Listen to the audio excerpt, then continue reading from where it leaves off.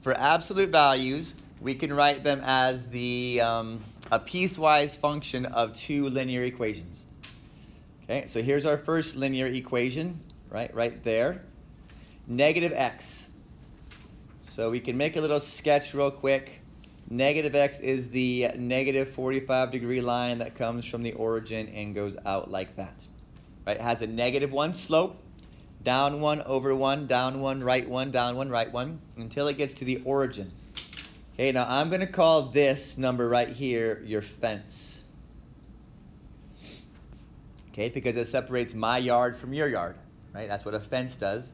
It separates my property from your property. Well, it separates this top linear equation from the bottom linear equation. So everything to the left of the fence is less than or equal to. In this case, 0 is the fence.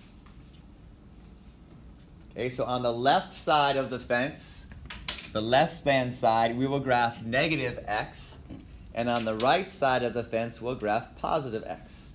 So an absolute value is a combination or a piecewise function of two different linears. And that's what our goal is going to be, is to write an absolute value equation as the piecewise of two separate linear equations. Okay, that's our goal. And to write a linear equation, we need to know two things. We need to know the slope of that line, and we need to know the y-intercept of that line. Okay, so we'll take a couple of minutes talking about slope and talking about y-intercept and how we write an equation, because your goal is to write linear equations. Okay, so here's our first example, the absolute value of 2x minus 4.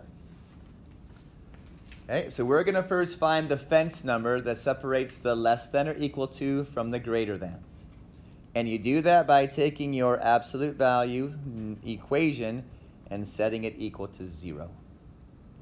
Okay, take whatever is in the absolute value house and set it equal to 0. So we'll add 4, so 2x equals positive 4, so x equals 2. Okay, so that number is going to represent our fence that separates the less than linear graph from the greater than linear. So we can come down here, that goes right here, right? Less than positive 2, less than or equal to, and then greater than, strictly greater. It doesn't matter really which one gets the or equal to, but only one of them does. Okay? So in this case, the less than or equal to, and then greater than.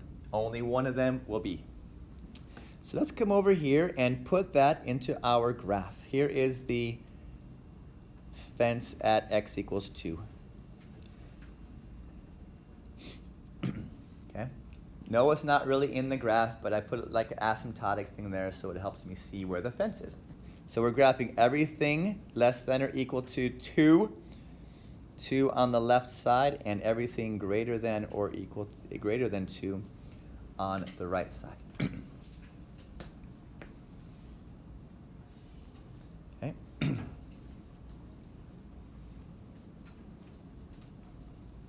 So 2x minus 4 is our linear equation that we're going to be graphing. But let's see, do you guys know where this graph looks like? You do know what it looks like? Sort of? Okay, so the sketch of our absolute value function looks a little something like this. Okay, so let's talk about what's going on here. Oh, there it is. What is the slope of the line to the left of our fence? What is the slope? 2? Negative 2. I like the negative. The graph is going down from left to right, so it's a negative slope. Down 2 over 1. Down 2 over 1. Yes, so this has a negative 2 slope. That's one of the things we need to write an equation of a line, is a slope. So it has a slope of negative 2. And what is the y-intercept? Where does this thing cross the y-axis?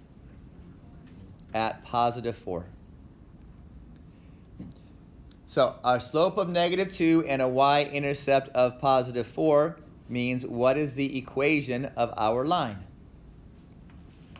negative 2x plus 4.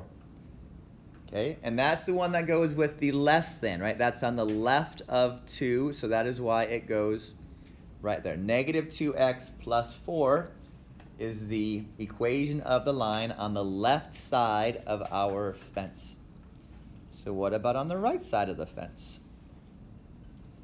What is the slope of that line on the right side of the fence?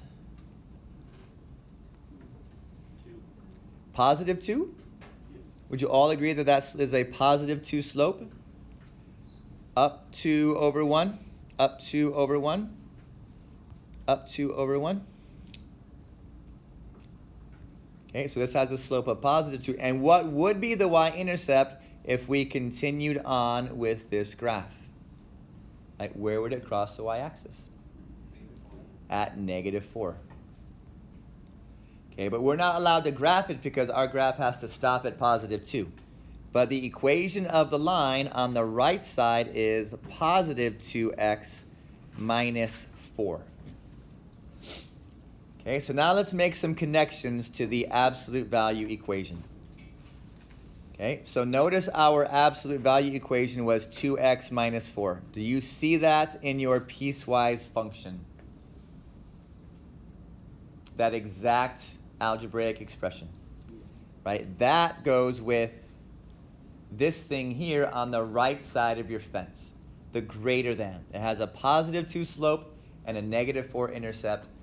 That is your positive one. So let's look up here, right? What did we notice about your general? Whatever this was here, that is there. These things are going to be the same, right? For our example, this was just the letter X. But this could have been purple dog, and then this would have also been purple dog, because these things have to be the same. It says if this is X, that's the same as it, right? There can only be one thing that's X. And what about our top equation? How do we manipulate our absolute value to get the top equation? You just need to make it negative. Let's see if that holds true down here. Is our top equation the negative of that one? Does that work? The negative of 2x minus 4 is negative 2x plus 4? Well, you think that's going to happen every single time? Of course it is. Of course it is. It says it will up here, right? You have a negative of the x value, and then you have the positive, as long as your fences are in the right spot. So let's try that method with this thing down here, right? A little bit more complicated. 2 minus half of x plus 3.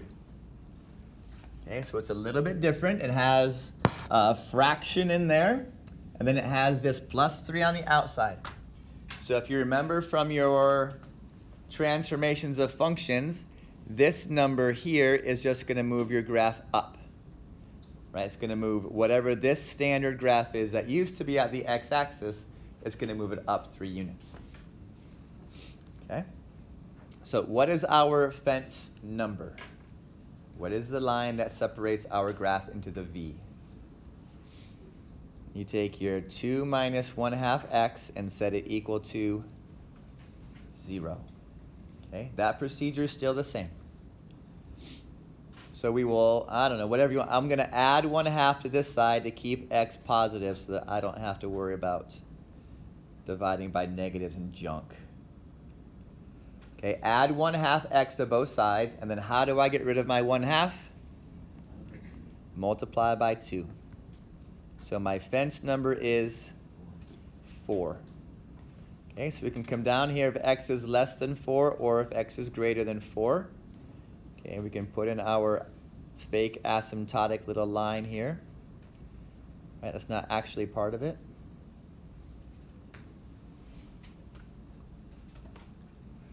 So let's see, according to our formula up there, we need to take the negative of this, right? The negative of this, and put it right there. So let's give it a little space because I'm pretty sure there's going to have to be some simplification going on. So let me erase this and not go as far down. Okay, the negative of 2 minus half of x plus 3. It's just the x, it's just the absolute value thing that gets negated. Negated? Negated. Okay, just the absolute value thing. The plus 3 is not inside the absolute value, so it doesn't go inside of your negatives. So we have a negative 2 plus 1/2 x plus 3, which simplifies to 1/2 x plus 1. Right, because a negative 2 plus 3 is a positive 1. 1/2 x plus 1.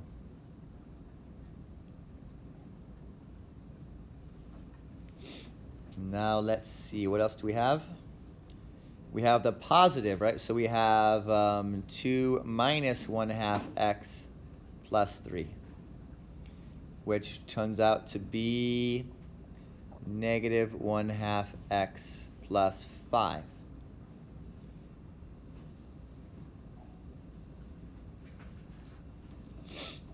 So now let's see how we did, shall we? We have 1/2 x plus 1, and we have negative 1/2 x plus 5. And 4 is our fence.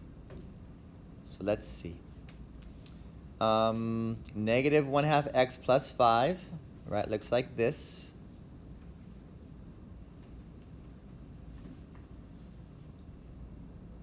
Has a negative 1/2 slope, so down 1, right 2. And it has a positive 5 intercept.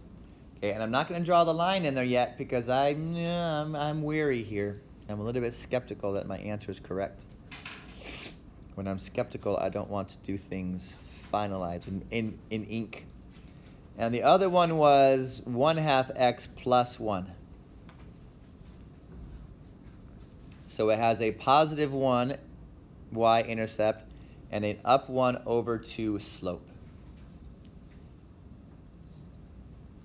So notice this graph makes 2 v's. Right? They cross right. There's all linear equations do. There's a top v and a bottom v. So which v am I going to actually make into my linear absolute value equation? Is it a positive absolute value that opens up, or is it a negative absolute value that opens down?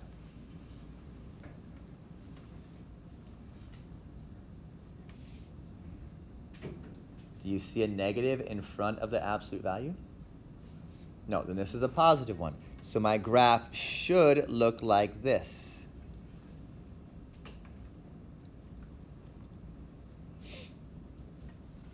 So on the left, this is my negative 1/2 x plus 5, right? That's what the slope is.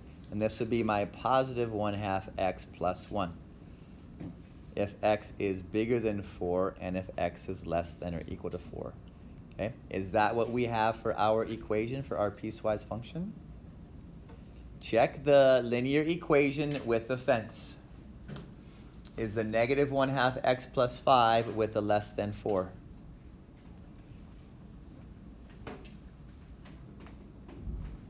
It's not, is it?